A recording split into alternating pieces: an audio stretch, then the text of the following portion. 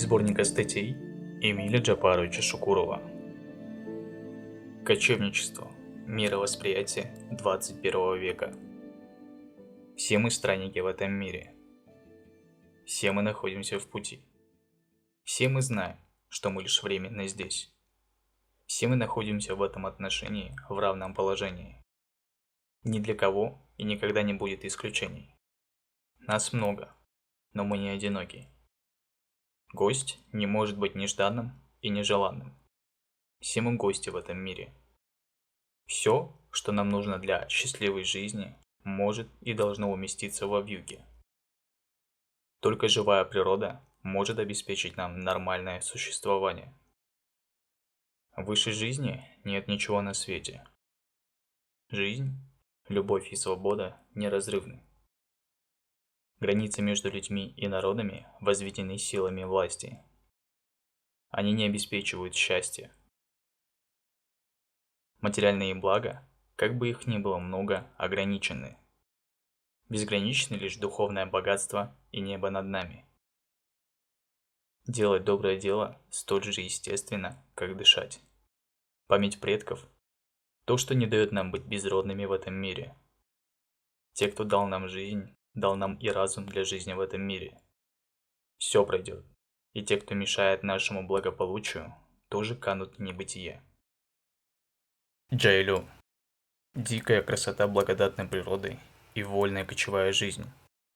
Вот желанное вознаграждение после тяжких испытаний, долгих зимних дней и суровой бескормицы ранней весны.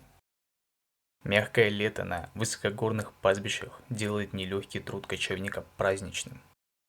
Недаром столько вдохновенных слов и мелодий рождается в их честь. Острое географическое чувство Родины связано с кочевым образом жизни и разительно отличается от европейского восприятия.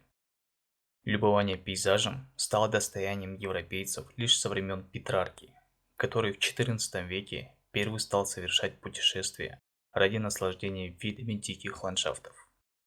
Его можно назвать первым туристом Европы. Но настоящими первыми туристами мира были кочевые народы. И не просто потому, что они много и постоянно путешествовали, но потому что они видели и умели наслаждаться красотами природы. Они прекрасно разбирались в видовом разнообразии. В устной традиции из поколения в поколение передавались сотни названий птиц, зверей и растений. Перечисление гор, долин, рек, озер с краткими, эмоционально красочными и одновременно точными характеристиками. Неотъемлемая часть эпического наследия народа. Все это за многие сотни лет до Петрарки накапливалось в энциклопедии кыргызов, эпосе Манас, тысячелетие которого недавно было отмечено мировой общественностью. В других эпических творениях, народном фольклоре, все это эпическое богатство можно считать первым поэтическим путеводителем по центральной части Великого Шелкового пути. Невозможно представить себе кочевника без постоянной и живой связи с природным окружением. Веками отрабатывалось бережное к нему отношение. Неукоснительно соблюдались правила кочевий, смены пастбищ, когда нельзя было губить их слишком ранним или слишком интенсивным выпасом. Народные мудрецы умели предсказывать явления природы по различного рода приметам, по поведению животных и состоянию растений. Предвидение. Необходимая часть гармоничного взаимодействия с природой. Совершенная, беспрецедентная в мировой истории сила прозрения, воплощенная в эпосе Кочуджаш. Умелый охотник, упоенный своей мощью, несмотря на мольбы матери козы, губит последнего производителя и гибнет сам. Эпос настолько современен, что его и сейчас можно взять на вооружение движением зеленых. Недаром он был положен в основу с успехом поставленной в наши дни на сцене пьесы кыргызского драматурга Мары Байджиева. Обаяние и сила воздействия произведений Чингиза Айтматова во многом основывается на народной мудрости, представлениях древних кочевников, не отделяющих себя от живой природы. Современный человек, упоенный своей мощью, не оглядывается на погубленную им природу, но возмездие неотвратимо. Опыт кочевников подсказывал им это наглядно. Опыт оседлых земледельцев, на котором основывается западная цивилизация, ныне господствующая в мире, глух к сигналам, исходящим от гибнущей природы. Если кочевника называют врагом леса, то оседлый земледелец на деле враг всей дикой природы. Между тем, она и только одна она – единственный надежный гарант нашего выживания в этом мире. Сказано, нет огульного, тотального осуждения западной цивилизации, оседлой культуры. Ее достижения общеизвестны и общепризнаны. Здесь есть только предостережение от самонадеянности универсализма, сомнения в абсолютном превосходстве распространенного мировосприятия, которое вполне успешно руководит действиями лишь в узкой сфере рыночных отношений, и то в их извращенной современной форме, и абсолютно глухо к подлинным ценностям мира, ценностям, способным вывести нас из трясины духовного и экологического кризиса, затягивающей нас все глубже и глубже. Мир вовсе не одномерен. Хотим мы этого или не хотим, в нем существует множество измерений и явлений. Мы можем не обращать на них внимания, лишь до поры до времени. Они не исчезают, и их игнорирование лишь ведет к нарастанию несоответствия наших действий реальности. В конечном счете, могут произойти и уже происходят различные кризисы, вплоть до катастроф. Нас много в этом мире, но мы не одиноки. Многообразию мира мы ставим в соответствие многообразие мировосприятий. Богатство опыта различных культур, которые как будто противоречат друг другу, но вместе дают исчерпывающую основу для правильного выбора пути. Кроме соображения целесообразности, рациональной рассудочности, есть эстетический и этический императив, подлинно человеческий инстинкт подлинно культурного человека. Он не совершает непотребных поступков не потому, что опасается личного возмездия, а только потому, что не может их совершить, не изменяя себе, не уничтожая свою личность, всю систему своего миропонимания. И такое руководство к выбору пути более надежно, нежели зыбкие рамки рациональности. Природа, дикая природа, естественные сообщества – это тот язык, на котором Бог говорит с человечеством. Кочевник умел, вынужден был уметь прислушиваться к этому языку. Пусть понимание его было несовершенно, но само повседневное общение с дикой природой позволяло постигать действия законов, над которыми не властны законы людей. Каждое живое существо имеет свое предназначение, не прекращающееся ни на мгновение безустанной деятельности природы по постоянному возобновлению жизни, высшего божественного дара. Каждый организм, каждый вид связан с другими, словно слова в тексте. Уничтожьте многие из них, перемешайте, и выйдет бессмыслица. С этой точки зрения, так называемые культурные земли представляют собой несвязанные, необусловленные смыслом жизни наборы слов, организмов и видов. Современной экологической наукой доказано, что культурные земли, даже самые ухоженные, не в состоянии поддерживать природное равновесие. Они становятся очагами экологической нестабильности на нашей планете. Они существуют лишь за счет дикой природы, которой, увы, становится все меньше и меньше. Приглядитесь. Человек собирает вокруг себя лишь избранные виды со всей планеты, отдельные понравившиеся ему слова. Одновременно в великой книге природы вырываются, стираются целые страницы. На их месте появляются бессвязные слова виды, из которых не может получиться осмысленный текст. Из случайного набора видов не может сложиться жизнеспособное сообщество, которое могло бы существовать без поддержки человека. Люди теряют возможность услышать Бога. Жизнь теряет способность нормально воспроизводиться. Вот вам новое прочтение библейской притчи о вавилонском столпотворении. Смешение, уничтожение видов и естественных сообществ столь же, если не более катастрофично, как и смешание человеческих языков.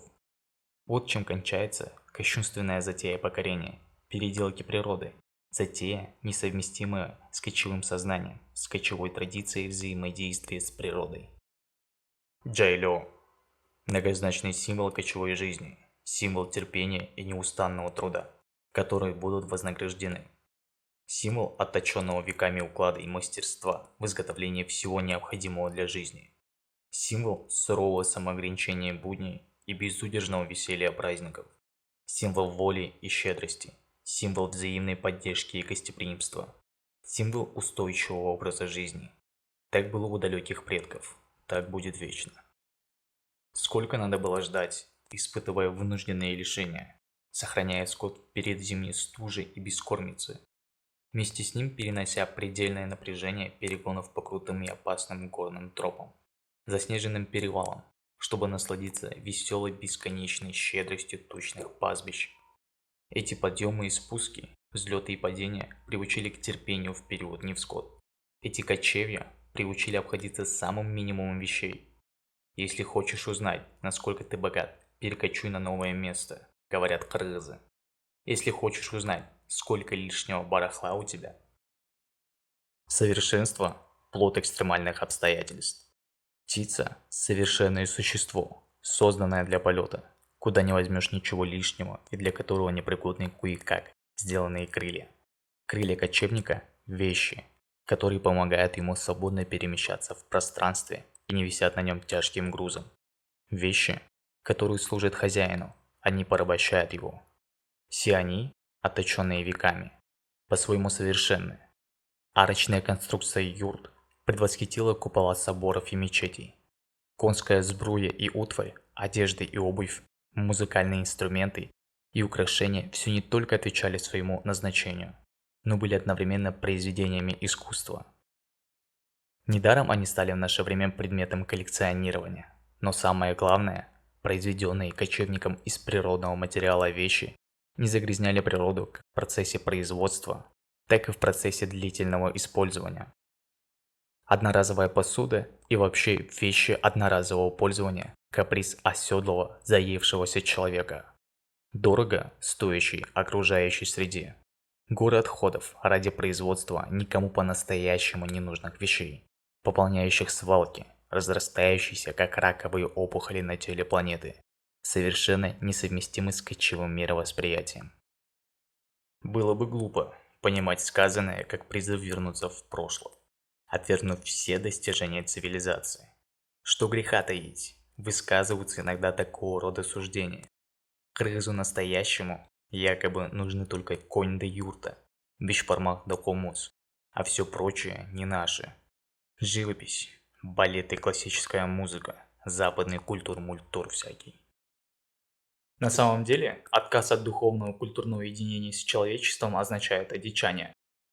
Но, с другой стороны, не стоит слепо перенимать чужие стандарты и поспешно отвергать собственные духовные корни. Слишком долго вклад кочевой культуры в мировую цивилизацию замалчивался, да и сейчас не оценен по достоинству. Между тем, он более созвучен современной ситуации, когда распадаются связи не только между человеком и природой, но и между самими людьми. Когда господствующие установки, оправдывающие узкие интересы индивида или какой-нибудь группки, или даже отдельной страны, заводят мировое сообщество на путь, ведущий в никуда. Кочевой образ жизни накладывает в некоторых отношениях слишком жесткие ограничения. Достойное изумления, необъятное, по своему объему эпическое, фольклорное наследие небольшого народа. Но оно не может заменить письменную традицию. Высказываются предположения, что столь обширный эпос – беспрецедентная попытка народа сохранить из устно то, что в прежние времена фиксировалось в письменном виде, но было утрачено в тяжкие годы, столетия потери государственной самостоятельности, когда кыргызы были рассеяны от Маньчжурии до Алтая. Как знать, если бы кыргызы имели сочетание кочевничества с центрами духовной и культурной жизни, какими являются монгольские дацаны монастыри, то духовное и культурное наследие, письменная культура были бы намного богаче. Но история не признает сослагательного наклонения. Великая степь знала не только лихие набеги и войны, но и великое братство людей. Путник, налегке вышедший из дому, мог пройти ее из конца в конец, пользуясь гостеприимством в каждой юрте.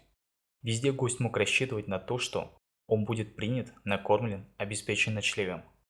Хозяин мог подарить гостю приглянувшуюся ему вещь, и вовсе не потому, что мог без нее обойтись. Своеобразный культ гостя в крови кочевника, как и традиция взаимовыручки, были богатые и бедные, но не было покинутых на произвол судьбы сирот, стариков и вдов. Признаки патриархального равенства иногда пытаются осовременить, трактуя как кочевой демократизм. Несмотря на некоторые сходные проявления, они разной природы. Кочевать в одиночку – обречь себя на неудачу. Издавна сложившаяся аильная система организации кыргызского общества, когда вместе кочевала группа людей, объединенная общими хозяйственными, а зачастую и родственными связями, идеально соответствовала кочевому образу жизни. Аил был естественной во многих отношениях самодостаточной экономической и социальной единицей общества, разделение труда в котором позволяло выполнять все необходимые функции. Интересно, что переход к оседлости и колхозному строю в советское время по существу воспроизвел аильную структуру. Недаром села Кыштаки продолжали именоваться аилами, и отгонное животноводство успешно продолжалось, вернув уже для части населения кочевой образ жизни. Укрупнение колхозов и совхозов нанесло удар по аильной организации. Непродуманная приватизация скота в первые годы независимости, рассыпав скот по индивидуальным собственникам, еще более разрушила аильные отношения. Неудивительно, что значительную часть скота пришлось продать или зарезать, и население было отброшено более к примитивному, чем кочевое, пастушескому скотоводству. Мелкие держатели скота вытравили полностью растительность в окрестностях населенных пунктов, в то время как отдаленные отгонные пастбища, знаменитые джайло, остались для них недоступными. Порабощение женщины, в той степени, какую себе позволяли оседлые соседи, слишком непозволительная роскошь для кочевника. Относительная их свобода позволила многим из них развиться в яркие личности, оставившие заметный след в истории народа.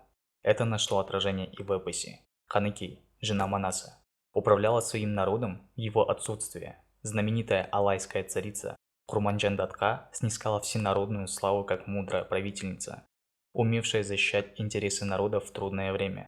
Традиции, свободы и равенства – бесценное достояние, которое следует отберегать от всяких посягательств, чем бы они ни прикрывались. Как позорное явление остается дикий обычай воровства невест, обычай, несовместимый с цивилизованным обществом, правовым государством, построение которого провозглашено на высшем уровне власти и поддержано большинством народа.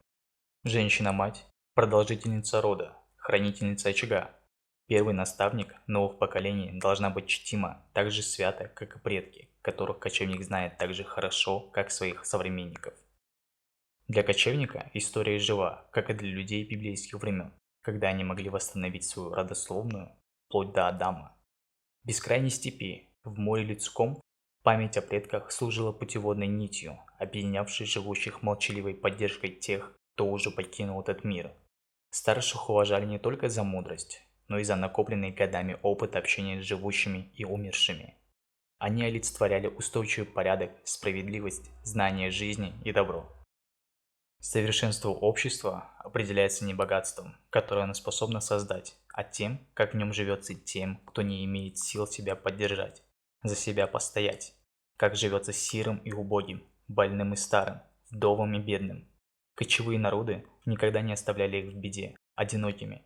И сейчас в традиции народа сохранилось стремление приютить сироту или старика. Но с относительным благополучием многие получили душевную черствость. Что-то неладно. И не в бедности материальном дело, а во вскудении духовном, забвении святых древних кочевых обычаев. Происходит также нечто худшее. Родственная, аильная поддержка и взаимовыручка становятся для целого народа угрозой разрушения единства. Они вырождаются в трайбализм, местничество, протекционизм. Они уже в прошлом приводили к самоистреблению народа ради кучки жаждущих богатств и власти. И у народа должна выработаться защита от эксплуатации святых чувств. Если они ведут к поддержке и улучшению участи слабых и беззащитных, то они не обманывают. Если же на них спекулируют ради достижения узкогрупповых интересов, будь с народом, а не с родом. Было бы очень удобно обвинить в падении нравов внешние влияния, но каждый народ подобен взрослому человеку, вполне ответственному за свои поступки, и он может и должен опираться на собственные силы, чтобы строить свою собственную судьбу. Помощь полезна только до тех пор, пока она не подменяет собственных усилий. Можно помочь приготовить бешбармак, но переварить его должен каждый сам. И нельзя помочь праздному ожиданию мифического бешпармака. А что народ? Народ не просто дождется, но сам добьется перемен к лучшему. Какие только грозы не прокатывались над его головой, но кочевник твердо знает, топтание на месте смерти подобно. Мы должны выбрать путь, и нельзя оставлять усилий. Нельзя останавливаться и сходить с пути предков, иначе никогда не достигнешь благословенного Джайло.